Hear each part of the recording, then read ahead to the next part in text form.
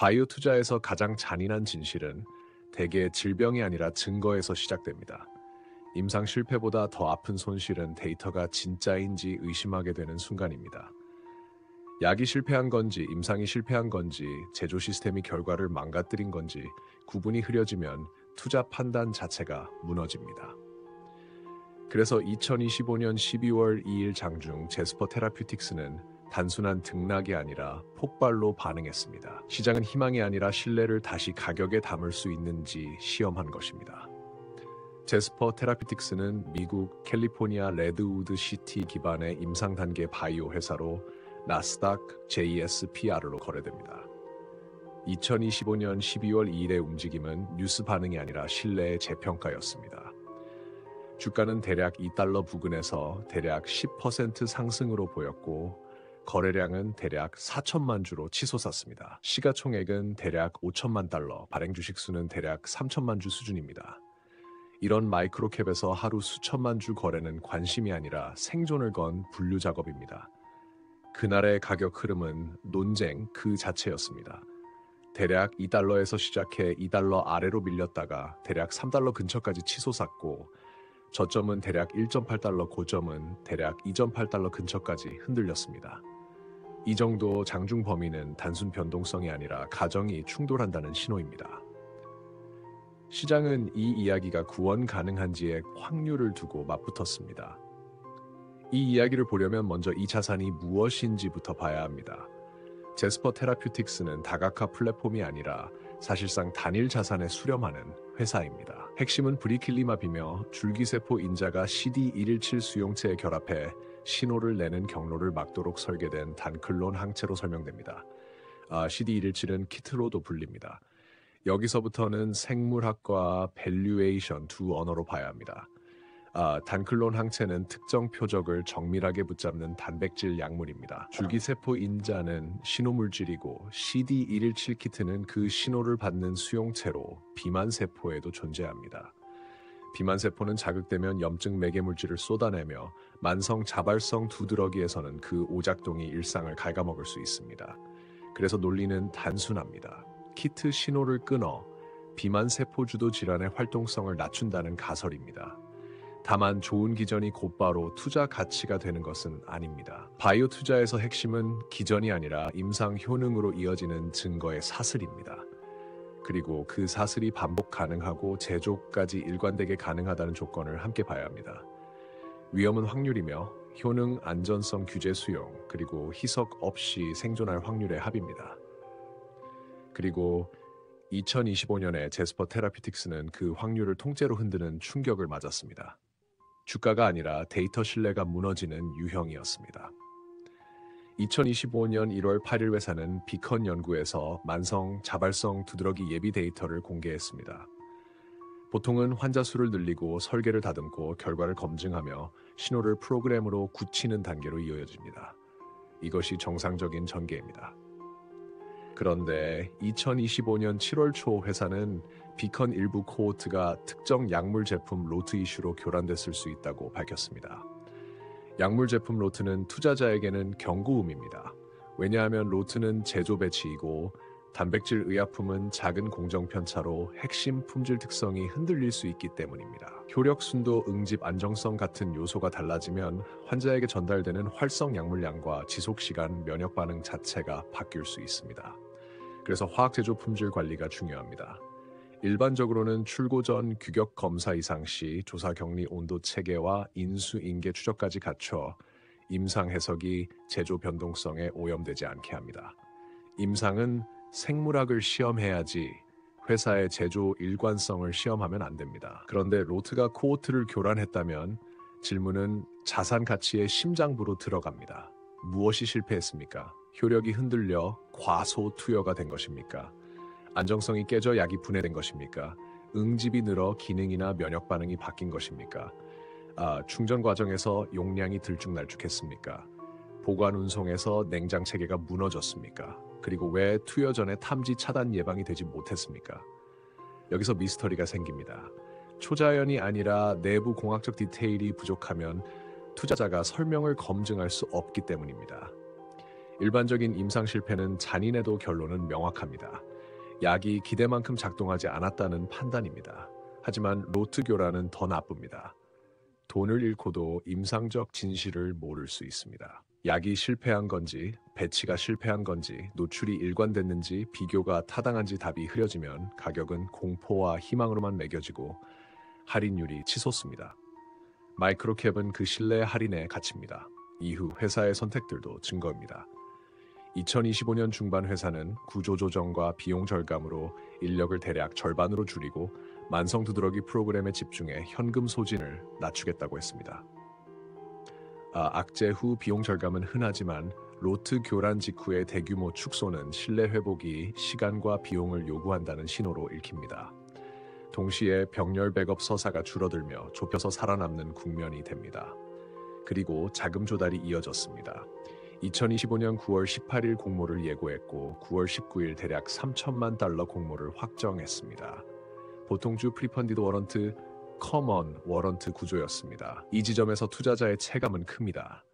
보통주는 희석이고 프리펀디드 워런트는 사실상 선지급 후 전환 구조이며 커먼 워런트는 시간이 지나며 잠재 공급을 만듭니다. 정상 환경이면 런웨이 연장으로 볼 수 있지만 신뢰가 약해진 환경에서는 주가 붕괴와 희석이 겹친 체감 비용으로 다가올 수 있습니다. 비슷한 시기 법률 공지와 소송성 헤드라인도 늘어났습니다. 급락 뒤 로펌 공지가 몰리는 것은 흔하지만 시장의 기억을 강화해 신규 자금이 들어올 때 심리 장벽을 높입니다. 마이크로캡에서는 기억이 유동성을 좌우합니다. 2025년 11월 10일 3분기 실적과 업데이트 시점의 테스터 테라퓨틱스는 과학 불확실성 운영, 신뢰, 자본 구조, 압박, 평판 부담을 동시에 안고 있었습니다. 그래서 2025년 12월 2일 장중 웨비나에서 에테시안 천식 예비 데이터와 비컨 조사 결과를 함께 제시한 것은 단순 소통이 아니라 신뢰 비용을 다시 협상하려는 시도였습니다. 에테시안은 시장이 좋아하는 신호를 던졌습니다. 브리큘리맙 180mg 1회 투여 후 6주, 12주에서 기도 과민 반응이 줄고 호산 구성 염증 반응이 억제됐다고 설명했습니다. 한 번 맞고 석 달 가까이 영향이 간다는 식의 내러티브는 지속 효과를 암시합니다. 반복 가능하다면 적응증 확장 서사로 연결될 수 있습니다. 하지만 시장이 여전히 미스터리로 취급하는 이유가 있습니다. 그래서 테이프가 폭력적으로 흔들린 것입니다. 정상이라면 천식 예비 데이터는 표본수, 대조군 평가 변수, 엄격함, 재현성으로 평가됩니다. 그러나 여기서는 로트 교란 이후 증거 파이프라인의 무결성이 회복됐는지도 함께 평가해야 합니다. 로트가 무결성을 위협하면 보통은 3단계로 정리하는 것이 정상입니다. 첫째, 원인 규명입니다. 어떤 품질 특성이 어떻게 벗어났는지 데이터로 특정합니다. 둘째, 범위와 차단입니다. 어떤 로트가 어떤 코호트 환자에 영향을 줬는지, 그리고 그 영향을 어떻게 해석하거나 다시 실행할지 정리합니다. 셋째, 시정과 예방 조치입니다. 출고 검사 강화 공정 중 검사 강화 규격 조정, 취급 보관 기준 강화, 공급업체 관리 강화, 거버넌스 개선으로 재발을 막습니다. 이게 정상적인 신뢰 회복입니다. 그런데 공개 정보가 이 3단계의 연결을 충분히 보여주지 못하면 투자자는 빈틈을 느낍니다. 불확실성을 싫어하는 자본은 결국 가설로 가격을 만듭니다. 가설은 대략 3가지로 수렴합니다. 그리고 가설이 달라지면 밸류에이션도 달라집니다. 첫째는 단발성 편차입니다. 효력 저하나 안정성 실패로 노출이 뒤틀려 효능이 약해 보였을 가능성입니다. 이 경우 제조 통제를 정비하고 후속 데이터가 깨끗하면 신뢰 할인이 빠르게 줄 수 있습니다. 둘째는 제조 성숙도 문제입니다.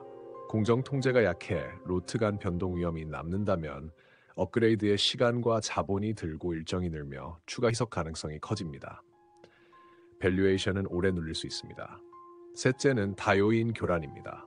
제조 변동이 운영 편차, 프로토콜 준수, 환자 이질성과 결합해 시스템이 식어졌을 가능성입니다. 이 경우 해석 가능한 신호를 얻기 위해 더 큰 임상, 더 많은 현금, 더 긴 시간이 필요해집니다. 그래서 미스터리입니다. 음모가 아니라 과거 결함이 예방으로 어떻게 연결됐는지 시장이 납득할 만큼의 구조도가 부족하다고 느끼기 때문입니다. 그래서 2025년 12월 2일 장중 범위가 이해됩니다. 대략 2달러에서 3달러까지 흔들리고 1.8달러 부근까지 밀렸다가 2.8달러 부근까지 튄 이유가 설명됩니다. 강세는 재활 경로를 봅니다. 에테시안 신호와 조사 결과가 약의 실제와 교란 통제를 시사하며 불확실성이 줄면 마이크로캡은 바닥에서 리레이팅이 일어날 수 있다고 봅니다. 약세는 신뢰 프리미엄이 아직이라고 봅니다. 로트 이슈의 공학적 명확성이 로트 이슈의 공학성이 부족하고 여러 번의 깨끗한 후속 데이터 전엔 어떤 상승도 유동성 이벤트로 해석합니다. 워런트성 잠재 공급과 평판 부담이 겹치면 변동성은 구조화됩니다. 그래서 그날 주가는 추세가 아니라 소송처럼 다퉜습니다. 여기까지 들으신 분들께 부탁드립니다. 여러분을 잠 못 이루게 만든 티커가 있다면 댓글로 남겨주십시오. 겉으로는 멀쩡한데 어딘가 찜찜했던 상장 주식, 비상장 회사, 상장 예정 회사, 그리고 코인 프로젝트까지 제보를 기다립니다. 심볼과 함께 핵심 날짜와 처음 이상하다고 느낀 순간을 적어주시면 좋습니다. 여러분의 제보가 다음 이야기의 출발점이 됩니다. 끝까지 시청해주시고 구독과 좋아요를 눌러주시고 댓글을 남겨주시고 영상을 밖으로 공유해주시는 열성 청취자 여러분께 감사드립니다. 더 좋은 콘텐츠로 보답하겠습니다. 더 촘촘한 조사와 더 높은 완성도로 다시 찾아뵙겠습니다. 이제 실전 전략으로 마무리하겠습니다. 반올림한 가격대와 내러티브 동인을 연결해 보겠습니다. 단기는 2달러 구간을 기준으로 봐야 합니다. 대략 1.8에서 2.0달러는 신뢰가 깨질 수 있는 영역이고 아래 방어가 약하면 하방 변동성이 빨라질 수 있습니다. 반대로 대략 2.8에서 3.0달러는 신뢰가 확장될 수 있는 영역이며 돌파 후 유지되면 추종 수요 신호가 될 수 있습니다. 반복적으로 밀리면 급등 후 되밀림으로 해석하는 것이 합리적입니다.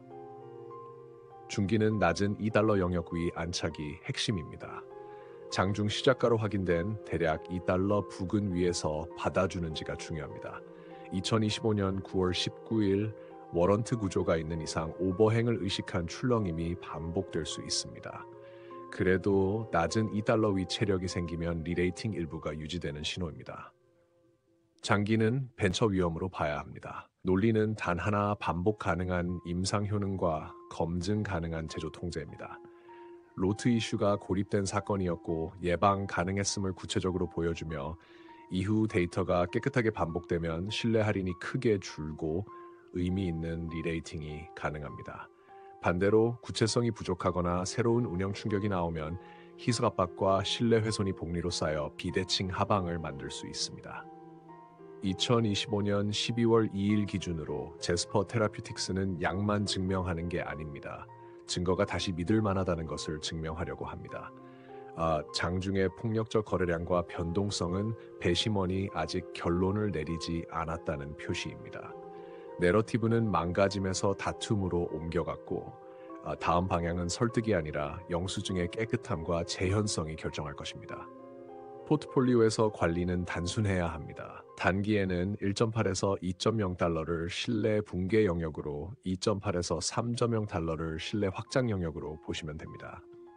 그 사이 구간은 다음 확실한 증거가 나올 때까지 시장이 자기 자신과 논쟁하는 공간입니다.